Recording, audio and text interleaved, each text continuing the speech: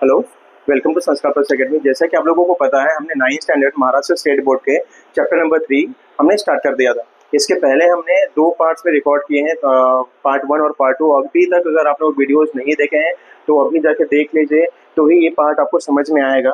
तो आज हमारा करंट इलेक्ट्रिसिटी का लेक्चर नंबर 3 होने वाला है।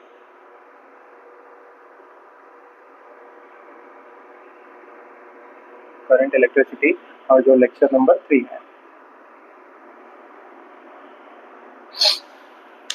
इसके पहले हमने देख लिया कि इलेक्ट्रिक करंट क्या होता है, पोटेंशियल डिफरेंस क्या होते हैं, 1 वोल्ट 1 एम्पियर क्या होता है, कंडक्टर इंसुलेटर्स क्या होते हैं।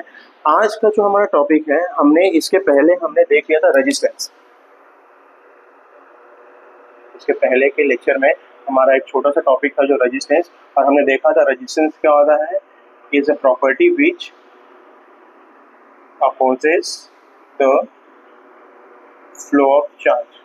जो चार्ज के फ्लो को अपोज करे उसको क्या बोलते हैं, रेजिस्टेंस बोलते हैं। और रेजिस्टेंस का एक दूसरा चीज भी देखा था, इसके जस्ट अपोजिट, जस्ट रेसिप्रोकल हुआ करता था, तो उसको हमने बोला था कंडक्टेंस। हमने क्या बोला था, कंडक्टेंस। और ये कंडक्टेंस क्या होता है, रेसिप्रोकल ऑफ रेजिस्टेंस। हमने बेसिक सा फंडा देखा था ये। तो अगर हम रेजिस्टेंस को फोकस करते हैं, तो अगर हमें पता है फ्रॉम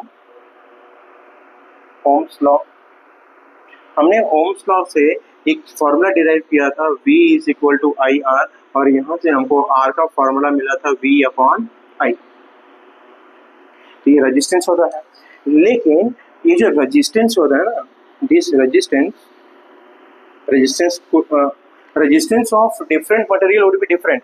अगर आयरन है उसका रेजिस्टेंस कुछ अलग रहेगा, गोल्ड है उसका रेजिस्टेंस कुछ अलग रहेगा, कॉपर है उसका रेजिस्टेंस कुछ अलग रहेगा। मतलब जितने भी मेटल हैं सबका रेजिस्टेंस क्या रहेगा, अलग अलग रहेगा। तो ये जो रेजिस्टेंस है ना, रेजिस्टेंस डिपेंड्स अपॉन 2 चीजों के ऊपर डिपेंड करता है। पहला होता है लेंथ ऑफ कंडक्टर, कंडक्टर के लेंथ के ऊपर होता है। और जो दूसरा फैक्टर है जिसके ऊपर डिपेंड करता है वो होता है cross sectional area of conductor, conductor के क्रॉस सेक्शनल एरिया के ऊपर। अब आपको इतना समझ में आना चाहिए कि क्रॉस सेक्शनल एरिया क्या होता है। जैसे अगर मैं आपको एक पेन दिखाऊंगा, मार्कर पेन दिखा रहा हूँ, इस मार्कर पेन का शेप है, कौन सा शेप आपको पता है, ये शेप है सिलेंड्रिकल। इस सिलेंड्रिकल शेप के 2 एरिया हैं, एक है सरफेस एरिया और एक है cross section area. Cross section area मतलब सामने से आपको सर्कल दिखाई दे रहा है, ये कट करने पे कैसा दिखाई देगा, तो सर्कल दिखाई देगा, तो वही क्या है, क्रॉस सेक्शन एरिया। तो रेजिस्टेंस हमेशा 2 फैक्टर के ऊपर डिपेंड करेगा, length and cross section area के ऊपर। अगर आपने कभी कोई वायर को अगर छीला रहेगा, छील के अगर आपने देखे रहेंगे, उसके प्लास्टिक की कवरिंग हटा दो, जब देखा रहेगा तो जो भी वायर होते हैं सर्कुलर शेप के होते हैं। कैसे होते हैं, सर्कुलर शेप के होते हैं। तो एक चीज हमेशा याद रखना बस, जो रेजिस्टेंस होता है, रेजिस्टेंस कितने फैक्टर्स के ऊपर डिपेंड करता है, length of area and cross section area के ऊपर, sorry length of conductor and cross section area के ऊपर डिपेंड करता है। अब ये जो लेंथ होता है ना, लेंथ इज डायरेक्टली प्रोपोर्शनल होता है। लेंथ कैसे होता है, डायरेक्टली प्रोपोर्शनल होता है। And this cross sectional area होता है इनवर्सली प्रोपोर्शनल। क्या होता है, इनवर्सली प्रोपोर्शनल रहते हैं। अब ये इनवर्सली प्रोपोर्शनल और डायरेक्टली प्रोपोर्शनल का मतलब क्या है, मैं आपको जस्ट बता देता हूं। मैं टीचर अगर मैं देखने जाए फर्स्ट कंडीशन के हिसाब से, तो resistance is directly proportional to length. Resistance क्या है, डायरेक्टली प्रोपोर्शनल टू लेंथ है। इसका मतलब ये कि अगर मैं किसी कंडक्टर का लेंथ बढ़ाऊंगा तो उसका रेजिस्टेंस क्या होगा, बढ़ेगा। अगर लेंथ अगर कम करूंगा तो उसका रेजिस्टेंस क्या होगा, कम होगा। ये फैक्टर्स है। अगर मान लो ये रेजिस्टेंस है, ये वायर है और इसका लेंथ L है, अगर इसका लेंथ 2L कर दिया, जैसे फिर से समझना, ये वायर है, इसका लेंथ L है और इसका रेजिस्टेंस 5 ओम्स है। जब इसका लेंथ मैंने डबल कर दिया, इसका लेंथ क्या हो गया, 2L हो गया, और इसका रेजिस्टेंस कितना हो जाएगा, 2 टाइम्स बढ़ जाएगा। 2 टाइम्स बढ़ेगा तो कितना हो जाएगा, 10 हो जाएगा। तो जितने फैक्टर से लेंथ बढ़ाओगे उतने फैक्टर से रेजिस्टेंस बढ़ेगा, जितने फैक्टर से लेंथ कम करोगे उतने फैक्टर से क्या होगा, रेजिस्टेंस भी कम होगा। और जो दूसरा फैक्टर है, यही रेजिस्टेंस इनवर्सली प्रोपोर्शनल है किसके, क्रॉस सेक्शनल एरिया के। जब 1 अपॉन समथिंग रहता है ना, उसको इनवर्सली प्रोपोर्शनल बोलते हैं, और जब डायरेक्ट लिखा रहता है तो उसको क्या बोलते हैं, डायरेक्टली प्रोपोर्शनल। यहाँ पे क्या एक फैक्टर होने वाला है, एरिया अगर बढ़ेगा, अगर एरिया बढ़ेगा तो रेजिस्टेंस कम होगा, अगर एरिया कम होगा तो रेजिस्टेंस बढ़ेगा। ये दो फैक्टर्स हैं। इन दोनों को अगर मुझे लिखना है तो मैं लिख सकता हूँ, प्रोपोर्शनैलिटी का साइन दोनों जगह पे है, एल न्यूमरेटर में है और एरिया डिनोमिनेटर में है। मैं इन दोनों से मैं इक्वेशन को ऐसा लिख सकता हूँ मैं। अब हमको पता है इस प्रोपोर्शनैलिटी साइन को हटा के इक्वल और एक कांस्टेंट लगाना पड़ता है, तो मैं क्या करता हूँ, आर और एक कांस्टेंट लगा देता हूँ, एल अपॉन ए। यहाँ पे आपको पता है आर क्या है, रेजिस्टेंस है, आर क्या है, रेजिस्टेंस है, एल क्या है, लेंथ है, ए क्या होने वाला है, एरिया होने वाला है। यहाँ पे ये जो 9 हिंदी वाला 9 बनाया गया है, इसी को बोला जाता है रो। क्या बोलते हैं, रो। और इसी रो को, ये रो हमेशा क्या रहेगा, कांस्टेंट रहेगा। क्या रहेगा, कांस्टेंट रहेगा। और इसी कांस्टेंट को हम बोलते हैं रजिस्टिविटी। क्या बोलते हैं, रजिस्टिविटी।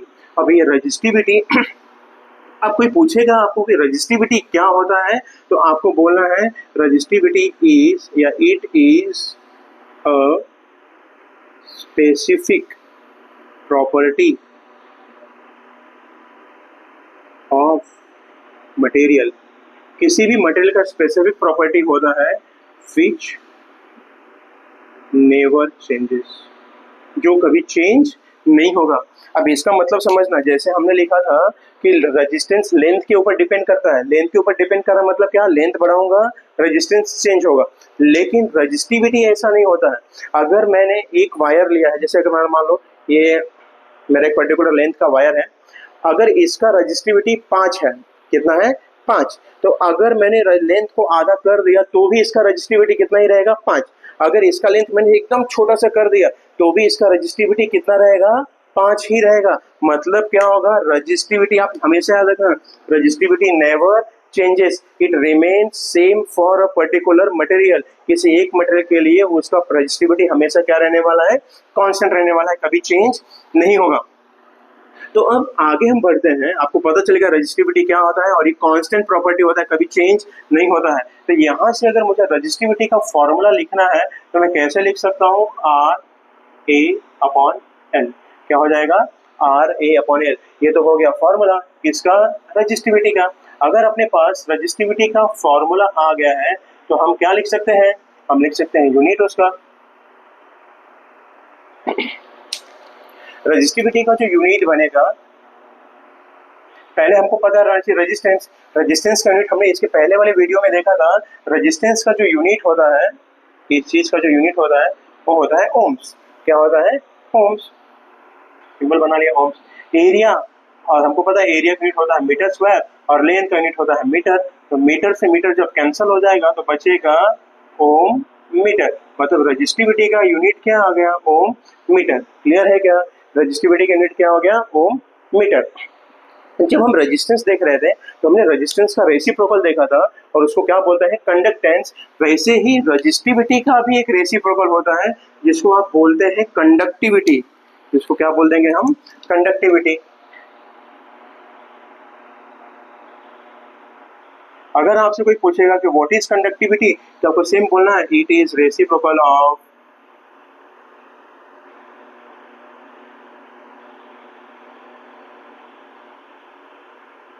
रजिस्टिविटी। रजिस्टिविटी का रेसिप्रोकल होता है, तो इसको बोल सकते हो आप conductivity is equal to 1 upon rho. ये हो गया फॉर्मूला। अगर अपने पास फॉर्मूला आ गया तो हम यूनिट भी लिख सकते हैं कंडक्टिविटी का। तो कंडक्टिविटी का जो यूनिट बनेगा उसको आप लिख सकते हैं 1 अपॉन रो का यूनिट क्या आया, ओम मीटर। क्या आया, ओम मीटर। इसको ही जब उल्टा लिखोगे आप तो ये बन जाएगा मो पर मीटर। क्या बन जाएगा, मो पर मीटर। तो ये इसका यूनिट होता है, किसका, कंडक्टिविटी का। तो आपको समझना चाहिए कि रजिस्टिविटी क्या होता है और कंडक्टिविटी क्या होता है। तो रजिस्टिविटी क्या होता है, एक स्पेसिफिक प्रॉपर्टी होता है जो कभी चेंज नहीं होगा। वैसे कंडक्टिविटी भी क्या है, एक स्पेसिफिक प्रॉपर्टी है जो कभी चेंज नहीं होगा। लेकिन ये क्या होता है, रेसिप्रोकल किसका होता है, रजिस्टिविटी का। और इसका फॉर्मूला क्या हो जाएगा, 1 अपॉन ओम मीटर। ओम को उल्टा कर देंगे तो बन जाएगा मो पर मीटर। इसी को आप लिख सकते हैं मो पर मीटर। ये भी किसका यूनिट है? कंडक्टिविटी का ही यूनिट है, इसको आप बोल सकते हैं। आई होप यहाँ तक आपको समझा रहेगा ये चीज़ें। आज का वीडियो नंबर जो 3, हम जो लेक्चर नंबर 3 कर रहे हैं, ये बहुत इंपॉर्टेंट है, आप समझने का ट्राई करना। इसी फॉर्मूलेज के बेस्ड पे हमें कुछ न्यूमेरिकल्स मिलने वाले हैं जो हम प्रॉब्लम्स में सॉल्व करने वाले हैं। आपके एक्सरसाइज में जो प्रॉब्लम्स दिए गए हैं, तो जल्दी से आप इसको कॉपी कर लीजिए। मिलते हैं नेक्स्ट पार्ट में।